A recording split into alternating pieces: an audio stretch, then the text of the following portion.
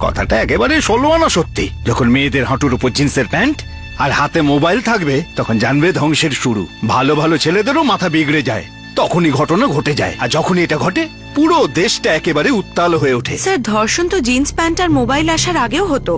আপনার মনে হয় না মহিলাদের স্বাধীনতায় হস্তক্ষেপ না করে পুরুষদের চিন্তা ভাবনা বদলানো উচিত? ওনাদের এটা বোঝানো উচিত যে পুরুষ আর নারী সমান সমান। আমাকে ক্ষমা করো মা, আমাদের এখানকার মা বোনের সাথে এইরকম ঘটনা কখনো ঘটে না। আমাদের বাড়ির মেয়েরা মাথা ঢেকে সংসারে চলে। আমাদের দেশকে একজন মহিলাই চালাতেন। কোন কোন রাজ্যে এখনো মহিলারাই মুখ্যমন্ত্রী। শহরে হাজার হাজার মেয়ে পুরুষদের সাথে কাঁধে কাঁধ মিলিয়ে চলছে, পয়সা রোজগার করছে, সংসার চালাচ্ছে, দেশ এগোচ্ছে। স্যার চুপ করো মেয়ে, চুপ করো।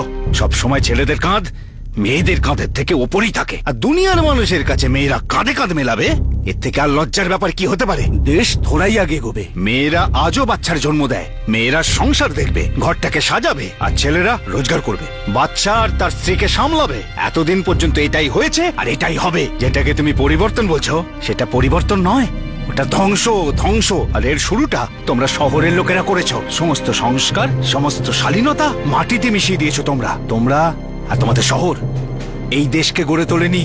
আমরা এখন এই গায়ের শালীনতা বজায় রেখেছি, এখন আমাদের সংস্কার আর আমাদের মর্যাদাকে বাঁচিয়ে রেখেছি। কেউ বিরোধিতা করতে আসুক না, সংখ্যায় আমরা অনেক, সরকার আমরাই তৈরি করি, আবার ফেলেও